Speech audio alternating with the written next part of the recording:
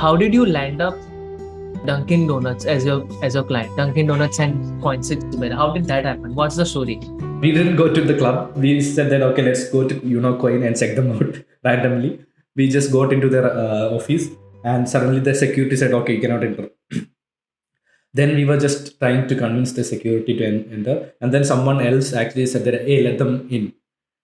Right, and that was a VP of Coin. His name was Sharan Nair. He was also from Kerala.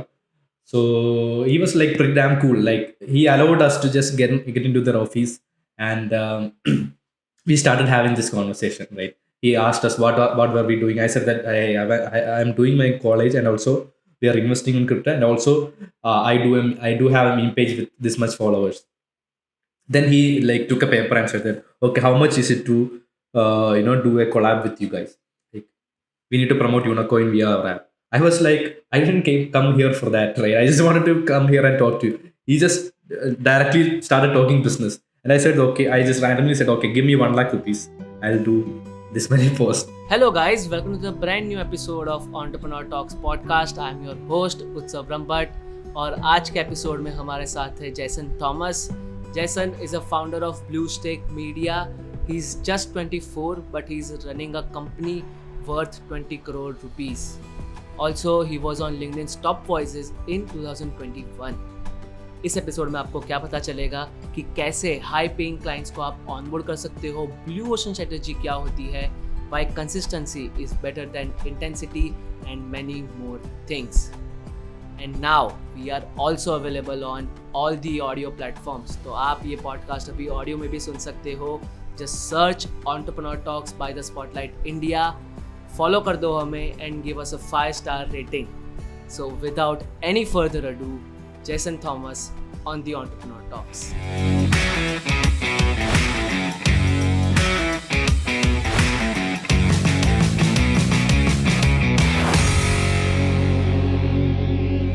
You started with a meme page and you call yourself an accidental entrepreneur.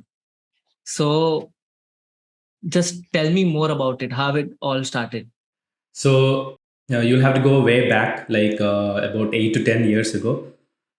Even when we got internet in our homes, right? When I was in my 8th or 10th standard, we used to go to these cafes, internet cafes, and me and my brother used to surf the internet, find out meme pages, and just sit and laugh looking at these internet memes for 1 hour, right? So after when we got the internet in our homes, we started doing the same by sitting in the home. We are looking at these memes and all these online funny stuff, right? And we were enjoying it a lot. That time meme culture was not there in India, so we were the rare people who were enjoying memes there, right? So then we thought that okay, we have the internet and everything right now. Why don't we start a meme page, right? Okay. Then we started a couple of pages, which went on to get about 10,000 followers in Facebook, right? At that time, and then both of them got hacked. Right? And the third time, yeah. And the third time we again restarted another page with a different name called Dude, DUD, and it had a character also. We designed a character, a comical character for it, and we started posting like kind of original memes there. Like we recreated memes and also made original memes there, which got fire, which caught fire, right? And that was the time when Geo also came in to India and the internet scene So it was exploded, about right? 2016 and Yeah, ended. 15. Yeah. 15. So the internet scene exploded in India, and like boom, like with that, our page also got on fire. And which in 3 to 4 years time or somewhere around that, we got to about 4.4 million followers. Wow. Right. So which I'm pretty sure that it was in the top 3 meme pages in India at that time. Oh, Right. cool, man. Yeah. So this seems really cool. Like you got 4.4 million. I just want to know, what were you studying back then? Yeah, I was doing my computer science engineering, right? Like everyone. So it was in my first year. I think we launched these things and started gaining some stuff. And We also started earning at that time, me and my brother was also there. He just got out of college and he was like handling the creation of content, stuff like that. And It just got like so. And I also hired two of my friends, classmates, right, as a part-time job, and they started creating content for us, and we were getting, that's how we started hiring also, right? Right. Yeah. Then, like, how did Bluesteak happen? Then we thought that, okay, what do we have? We have a lot of experience, right? For about 4 to 5 years of experience. At that time, that experience was crucial because nobody knew how to like grow on social media. It's not like this now, right? Rarely people had more than 1 lakh followers, right? So there was this another friend of ours. She was also watching us do a lot of things like this, and she came from her studies abroad, and she studied digital marketing. And she came to us and said that, okay, why can we start a workshop, offline workshop for students and entrepreneurs, so that we can share our experience and they can learn from it, right? We thought that that's a great idea. We started planning for that, but we didn't have any money, so we had to go through and go we had to go to a lot of brands, and we started asking for sponsorships. And finally, after two, like we went to all the brands in our town, right? And finally we got two to three sponsorships, and then we got x amount of money, and with that full money we conducted Right. this workshop called Swipe Up. It went really well. It was sold out.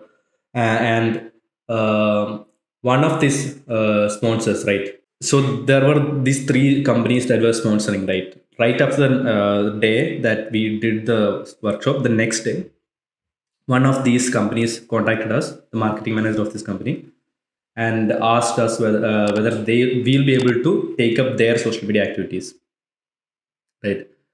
And they wanted someone like us. They were excited to see someone like us, right? And we also thought, we didn't think about this opportunity. We also thought, okay, this is a good business model. We take over other brands' social media and digital marketing activities. We do it for them, and they pay us a retainer fee, right? That's when we actually had the idea of like starting an agency. Me and my brother, right? That's how we started it. And one more co-founder joined us called Dixon, and we started working with this brand, which was a really good brand in Kerala. Like they had about 30 outlets across Kerala, so they had decent budgets too. So we could do a lot of experiments with them, right? Because they had the budget. So we did a lot of crazy stuff, like the stuff that no one else actually did with their brand. Right? We hosted a PUBG tournament. We gave started a really viral giveaway.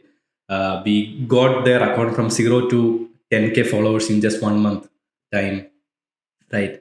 So we were doing crazy stuff that no other brands were doing at that time. So we started getting a lot of eyes from the industry.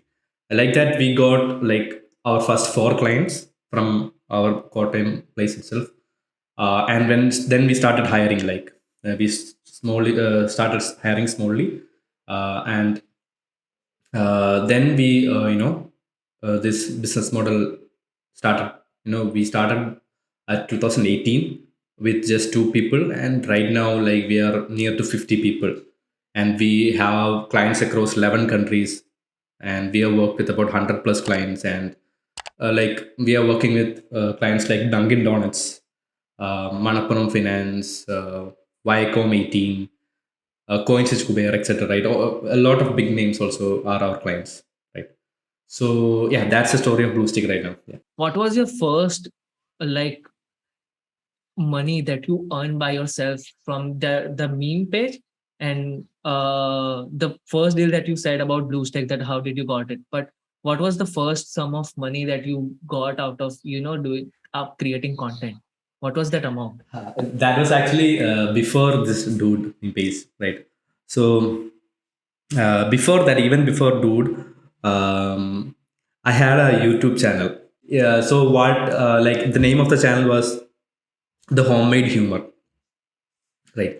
So what I used to do was that, like, I used to make parodies out of this film trailers, right? Film trailers, and I'd use to like take out clips from stand-up comedians and compare it to like the top five performances of Russell Peters, stuff like that. So back then YouTube wasn't that much strict, right? And I could also monetize that. So just like that, I monetized it, and after like 1 year of work, I reached the threshold of $100. So $100 is for those who have YouTube channels or have worked with AdSense knows that $100 is something that you need to reach to get the payment from Google. So I reached it like in 1 or 1.5 years, right? And then I got the message that okay, you can just you can transfer to your bank. I transferred it to bank, and like I was crazy, like I was telling my parents, okay, I've got money from the internet, like this is like 2012 or something like that. And I went with my brother to my ATM, and I pulled out all the money, and I was I thought I became rich, right? I got 10,000, I think 7,000 or 10,000 rupees. Right, And that's right. How much your company worth right now? so it could be worth I don't know, maybe around 20 crore, maybe. 20 crores. So like you That's have what we come a have. very It's long not way. a yeah. It's not Like like your we valuation is haven't 20 crores yeah right now. Yeah, yeah yeah, yeah. yeah. You didn't came from a marketing background and started a marketing company or all those things. You created content, you had a hands-on experience, and you didn't did and like you didn't do any kind of marketing for any companies also before starting Bluesteak, right? So do you think this is going to be future going forward, that more and more content creators will be involved in marketing stuff for companies, like Definitely. take Yeah. take cred, like Tanmay is a writer. Tanmay and the whole AIB writers team is the writer of, they were creators. They were not particularly, so like apart from Devaya, all the people were not from advertising background, but they created viral ads again and again and again. So do you think this is going to be happen, that content creators will be in this particular thing? Yeah, yeah, absolutely. As you said, Tanmay Bhatt is the first guy to do that, because all the other agencies, traditional agencies, to me are creates very boring ads because they don't know what YouTube is. Only creators like would you expect what someone who is like who hasn't treated anyone or who hasn't gone to a medical school, would you expect like would you go to that doctor? Like no, right? Without any practice you wouldn't go, right? So what are creators? Like creators are the guys who had successfully created something in the internet or in YouTube or anyone. They know the game, they know how to go viral, they know how to get subscribers. They've done it, they've done the surgery a lot of time, they're experts. These agency people, what do they have? They have a degree, they think they know stuff, they know how to shoot the video, they haven't cracked anything, they haven't done any surgery, and you're giving the biggest surgery to them. Like the biggest brands are giving them the money to do the surgery, but these guys who like have a lot of experience doing surgery, they're not getting the money. Brands are not giving them the content. So but scenario is changing with Tanmay, but you can see the result also, right? Like credit. And second thing is that brands and agencies also should learn from creators only. I run an agency, I learn from creators. I create myself, like I create content on LinkedIn, Twitter, everywhere, so that I stay relevant, right? So when reels came out, right, on Instagram, like brands were like, no, no, no, no, this kind of video, like we cannot simply shoot a video for 10 seconds and put it on Instagram. Usually we do like a 10-second ad for like 10 crore budget. This is like not, this is not possible, bro, right? But right now look at the scene, like every brand is creating some kind of content on reels. So just like that, you had for what are creators doing now? That those are the things that brands are going to do 1 year later, right? Right, right. Like Twitch, in Twitch, no brand is in Twitch right now, Hmm. right? When Indian creators are going to adapt to it and crack it, brands are also going to follow it. Right, right. I just want to ask, like, how did you land up Dunkin Donuts as your client, Dunkin Donuts and Coinswitch together. How did that happen? What's the story? Yeah, so Coinswitch is an interesting story. So back then, when I had this meme page, right, when we were running this meme page, one time I went to Bangalore just for a random visit with my college buddies. So we were into cryptocurrencies back then, like 5 years ago. Also, we were into cryptocurrencies. So I was investing via this app called what was the name of the app? Unocoin, right? So back then in 2017, Unocoin was one of the biggest crypto app. So when we went to Bangalore, me and this another friend called Chris, we were both investing in crypto, and he said that okay, this Unocoin's office is so. Me and my friend, we were both investing in cryptocurrencies.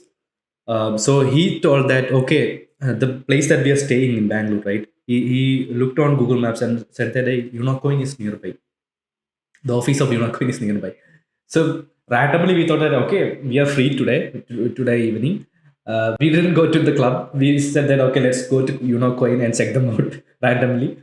We just got into their office, and suddenly the security said okay, you cannot enter. Then we were just trying to convince the security to enter, and then someone else actually said that hey, let them in, right? And that was a VP of Unicoin. His name was Sharan Nair. He was also from Kerala. So he was like pretty damn cool. Like he allowed us to just get into their office, and we started having this conversation. Right? He asked us what were we doing. I said that I'm doing my college, and also we are investing in crypto, and also I do have a meme page with this much followers. Then he like took a paper and said that okay, how much is it to do a collab with you guys? Like we need to promote Unicoin via our app. I was like, I didn't come here for that, right? I just wanted to come here and talk to you. He just directly started talking business. And I said, okay, I just randomly said, okay, give me 1 lakh rupees. I'll do this many posts. He said, okay, he just uh, talked to his co-founder and he agreed on it. Like I came out with a 1 lakh rupee this project, and we started pushing it on our page. That's 6 years ago. Okay.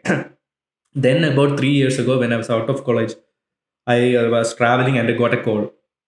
And he, again, this Sharon, right, who was the VP of Unicoin, rang me up and said that, hey, we have launched this, we are going to launch this app called Coinswitch Kuber in 2 months' time. We needed you to do the social media. Right. We were following on in LinkedIn, so he knew that I started this agency and stuff like that. So I thought that okay, wow, great. Right. I thought that Coinswitch Kuber was a very small, like back then that was like zero, like no one knew Kuber, right? So we started doing their Twitter, Instagram, and then suddenly like they started doing ads on IPL. They like so that's one of the best things that I've ever experienced. Like a brand which was zero when we signed up became a nationwide brand that everyone knew. Like in just 1.5 years time, like it went from zero to unicorn, and also it became like that's. I think I won't be able to see anything like that in my lifetime, right? If you what would you do like if you sign up with Coca-Cola when Coca-Cola was nothing and you like grew with them seeing Coca-Cola becoming big, right? Just like that. So that is the story of Coinswitch, right? So for those people who are wondering, like just like as we did, right? We just entered into Unicoin's office without like doing anything. So you just knock the doors, right? Right, right. Second, Dunkin is also very interesting. Like we got, I did a small YouTube, what you say, video when during the pandemic, uh, and it was about a concept in marketing, right? I had nothing else to do during the pandemic, so uh, I decided to just do shoot a YouTube video and talk about one concept in e-commerce, and I put it on LinkedIn. And then I got a message saying that, hey, I just saw your YouTube video. I think you know something in terms of e-commerce. I am starting an e-commerce site. I want you to do the marketing of it. Let's get on a call. Right. That's the first time that I'm using Zoom itself. Right.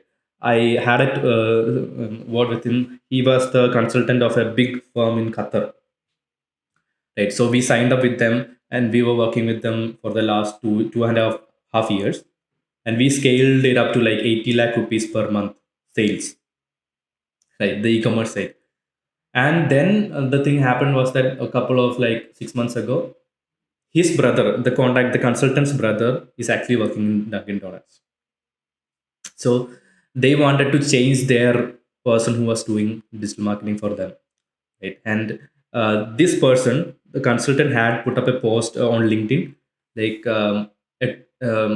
tagging me and one other agency leader or founder, and saying that these guys are really brilliant. They were working with me for 2 years, and so I got a really good recommendation from him on LinkedIn. He posted it on his wall, right, as a post. So his brother saw that and pinged him and got my number, and we connected. And his brother was working in Dunkin Donuts, and we got signed up for that. So that also is like it's not direct. Nothing is direct. Like you cannot go to Dunkin Donuts and say that, hey, can I do a pitch, or can I? It doesn't work. Yeah, yeah, yeah. Yeah. So both the stories are crazy. And the Coinswitch Kuber part, I just want to point out, being shameless is important when you are an entrepreneur. Yeah, Yeah, especially because if you're into sales. yes, yes. So I just want to ask you, all the agency own, like people who will come to see this video, and if they are saying this, if they want to start a marketing agency, and if they want to land a big client, what they need to do, how they can land their first big client. Yeah, I'll talk about agency branding initially, right?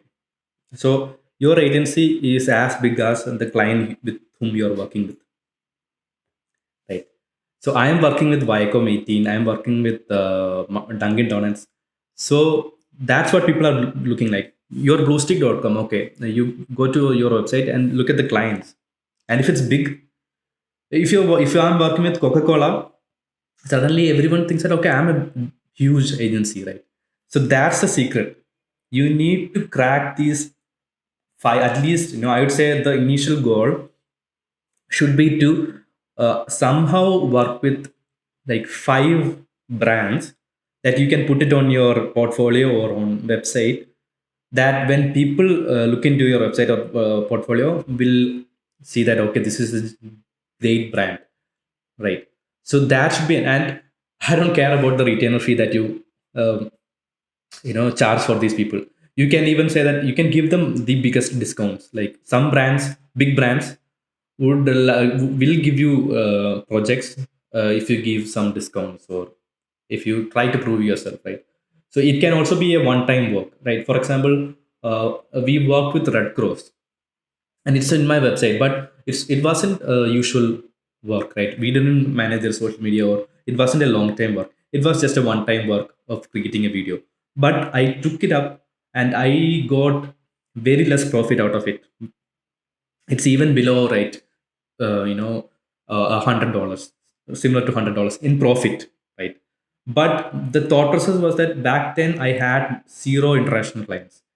So I wanted to get the Red Cross somehow, and these guys were short in budget. So I pitched in, right? And I somehow got the project done, and I was able to put Red Cross in my portfolio. Right now, I can say that, okay, I've worked with Red Cross.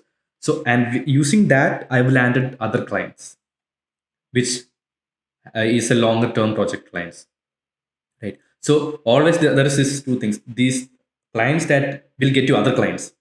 With these clients, right, like national clients, that will give you other clients. And there should also be other clients. I'm not saying that you should never work with other unknown brands. We started working with an Ayurvedic brand which was known to no one, right? Still, it's not very popular, but the results that we gave them, we use this as case studies. For example, we started working with them, the sales were just 30,000 rupees. Now it's 30 lakh. So, but the brand is not there. Brand no one knows, right? So I would divide it into two things. One, work with clients that you can show. Second, work with startups and other brands, which are like, and like, it's okay to charge them good, right? If you believe that, And the mindset also should be right. That client should be willing to listen to you, should give you freedom. If yes, you can sign up with them, like, so that you'll have enough money coming in to sustain your agency, and also you can do a lot of testing with them, right? So and also about the retainer fee, the budget that you're talking about, right?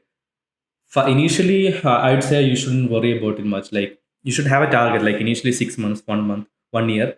I'm not going to like push much on the retainer fee, right? I'm trying to build a portfolio. That should be the case. Do ask different, like, take an Ayurvedic client, take a fashion client, take a retail client, uh, take four industries maybe, aim to get some sort of client out of it, and try to like create a case study for each of them. Now we have worked with clients, we have case studies in different industries. Now you can go out and pitch to anyone and charge like whatever you want, and then you should definitely start charging higher, because this is service industry, this is not a product. You cannot scale simply, right? You get a client for 20,000 rupees. In the end, you are going to like deploy 3 to 4 5 people for that. Like, when you're scaling, you cannot scale simply. Like, you cannot, if you're starting 20,000, it's hard to like upsell the client to 40, right? So definitely, you need to understand the opportunity cost, because you might get a lead and they might be asking for 20,000 rupees. You'll think that, okay, 20,000 rupees anyway, I'll get 20,000 rupees, right? Let's sign up. But the thing is that you'll have to deploy two people for that, and you're losing out an opportunity cost. Like, other brands might be there who will be willing to pay 40,000, 60,000 rupees, right? Right. So that also is there. Right, right. So, Jason, you were talking about uh, brand portfolio and all those things. So, how one can go about? So, if I am an agency owner, do I go and pitch diverse kind of clients, as or I just have to focus on one particular kind of industry? Let's say, there are lots of agencies who just focus on travel companies only, like they just focus on travel industry and they just take clients from that only. So do you recommend doing that kind of thing, that dominate first that small market and then scale it up to different other clients, or just try to gain experience from diversifying? I would say don't diverse on services too much. In my personal opinion, diversify on industries. Like, you should have clients. Like, I have clients across like 10 industries or 12 industries. But initially, we just focused on two services, that is social media marketing and performance campaigns, which is running ads. We became really good at those two things. Then we expanded to SEO, right? And then we expanded to influencer marketing. Then we expanded to Amazon, kind of like marketplace management. So I'd say start with one or two core services, and go deeper on that service. Like, figure out everything, become known for that service, right? And then you'll have a lot of clients with you for that service.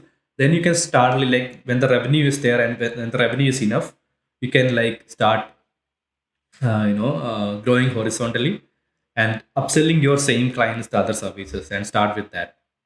And then you can build on portfolio for those services. And so I'd say that, like, go deeper on services, not on industries, because the problem with industries is that it seems attractive to go deeper in an industry, but the problem is that almost every brand will sign an NDA with you.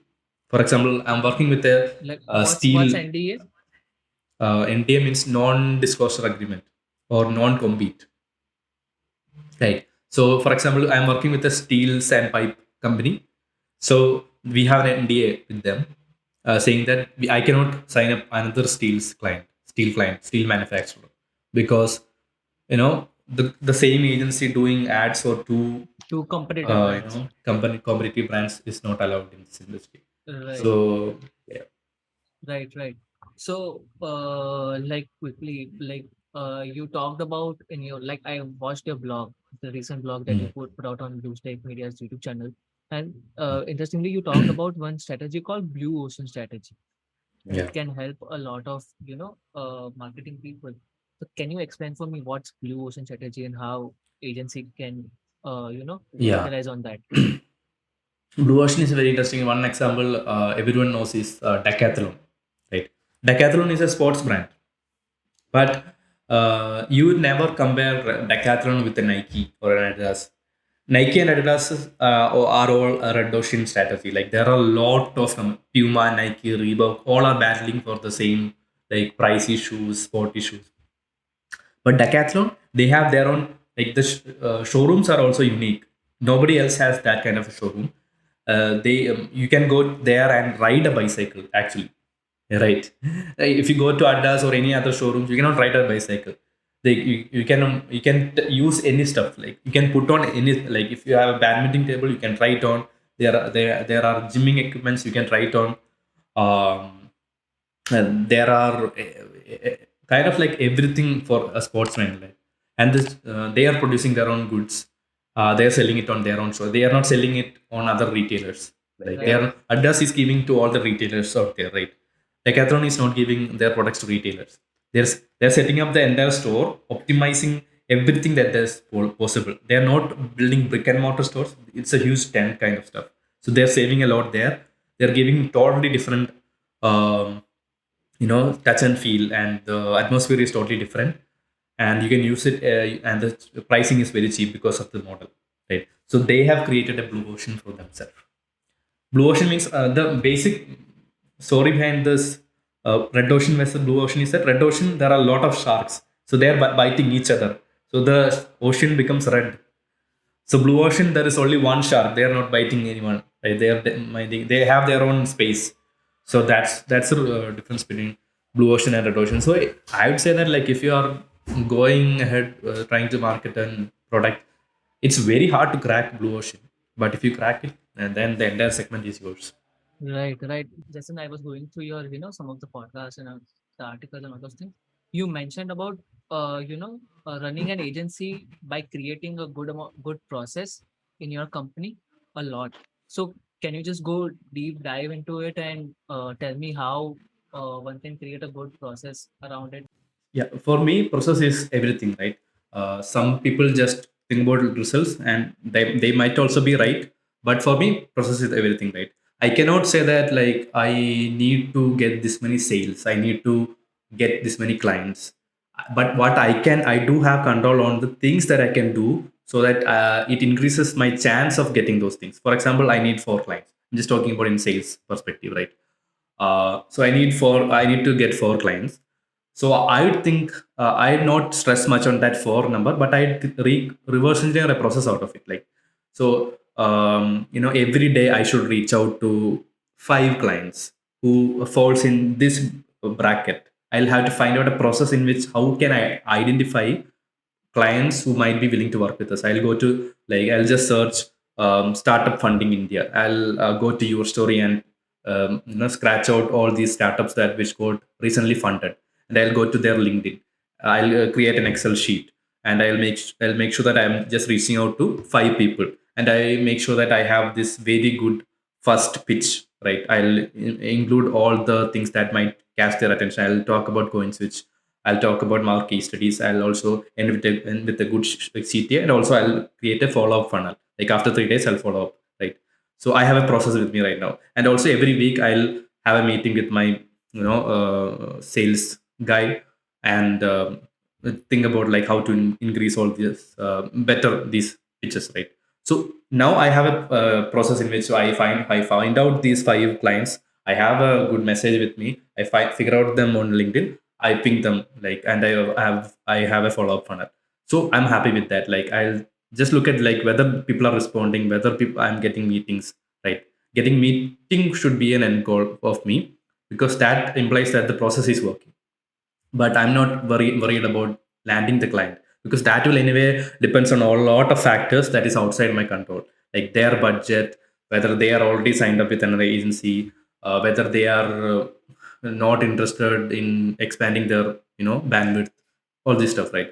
So just like that, if you want a result, for example, if you want to get built, you have to go to the gym every day, or at least 4 to 5 days in a week, and do exercise at least for 1 hour, right? You cannot just select one day of the month and do full exercise that day, right? Like 18 hours of exercise.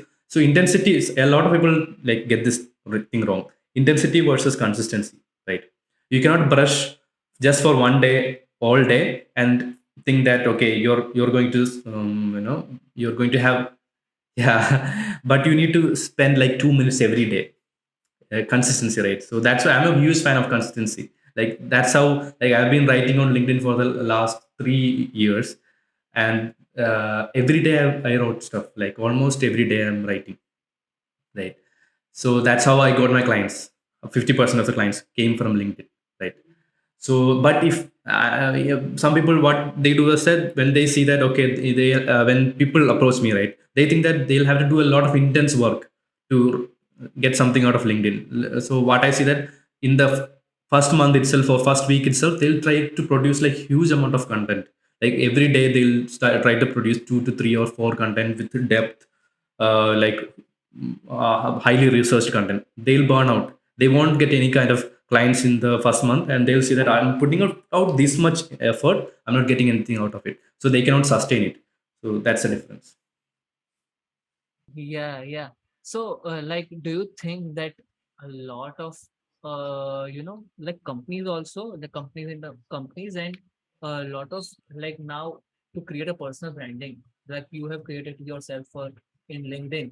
Like, do you think that founders need to do this often? Yeah, founders should be, yeah, founder. Like if you look at almost all successful brands, right, you know that one person behind it, right? You know that guy who is like building this stuff. You're attracted to them, right? So I believe that you cannot go behind the curtains. Like at least one of the founders should be coming out there. Like Saroda, like I think Nidin Kamath build a personal brand for himself. Yeah. Then outs, I think after Nidin, Nikhil came, right? He started building up. That's my perspective. I think if I'm not, I could be wrong, but Nitin started building it, and Nikhil is also doing it wonderfully right now. But there's at least someone, right, should come out and be the face of the brand. Uh, Now, let's say right now, if I have to pitch one client, uh, how can I pitch it and like what will be the process to make it to the final meeting that we can crack the final meeting? So how do you Yeah, do that? yeah. First one is to filter them, right? You cannot, when you're in service industry, right? You cannot take all the clients, right? You have to filter, right? So you have to have a filtering criteria. Like what is your criteria? What is your target audience? For us, it's medium enterprises, medium to big enterprises. So we have the criteria, like it should be like the client should have at least 100 plus employees, or it should be like 1 million plus funding, um, or it should have a scalable, really exciting product. Right. So initially, when we get a lead, we do the research and pre-qualify them. And if we feel that they are either any of these boxes are ticking, we'll ask them for a meeting. And in that meeting, we'll get the briefing, and also we'll understand the mentality of the the brand manager. So if you feel that it's good enough, like it's also a filter, right? I'll go to the next stage, which is either pitching stage, in which we pitch the ideas, or I'll directly give the quotation and deliverables and KPIs. If I feel that brand is big enough, I'll go for the first choice. That is, we'll make a pitch and show it to them so that I can prove to them that my team is good. If I feel that okay, it's a medium-sized client, I don't want to put a lot of work before starting the contract. I'll just give them the previous works. I have about 35 case studies. I'll give the case studies. I'll pick out some really good works that we have previously done. I also attach the commercials. They give it to them, right? And then I start negotiating, I'll start following up. Like I'll create a WhatsApp group with them and my sales guy. I'll ask questions. I'll right. And then following up is the game, right? So that's the reason. Right, right. Interesting. So quickly, can you just tell me skills every digital marketing agency owner should develop? um, One is soft skills to like impress the client in the first thing. Second is making sure that you understand delegation, right? My brother tells me he's in projects, so he right now is out of all the projects. He's not doing any kind of campaigns. He is not talking with the client. Other people, account managers, are doing it. So this is a very time taking thing. So if you're going around all the client, you won't be able to crack it. So delegating, right? And the third one is like keeping people happy, like keeping employees above clients. Clients could go like next month because of other reasons, but the employees are the people that keeps the company running. Right, right. And three books for all the, for to understand, and three books to understand marketing and branding better. Russell Branson, .com Secrets. Um, then I would say Purple Cow by Seth Godin. Then I would say Steve Jobs by Steve Jobs. Isaac Walterson. Three. Okay. Three books. Okay. Yeah. Thank you. Thank you so much, Jason, for giving your time. I hope you enjoyed it also. Yes, I enjoyed it, Utsav. Let's meet again. Yes, yes. So if you guys enjoyed this episode, then please do drop a like, share this video with people who are interested in marketing agencies. They want to know about this industry more. So share it with them and comment down your learnings from at least three learnings from this episode. Me and Jason will go through them and we will reply to your comments. So thank you so much, guys. I hope you enjoy this video. Bye bye.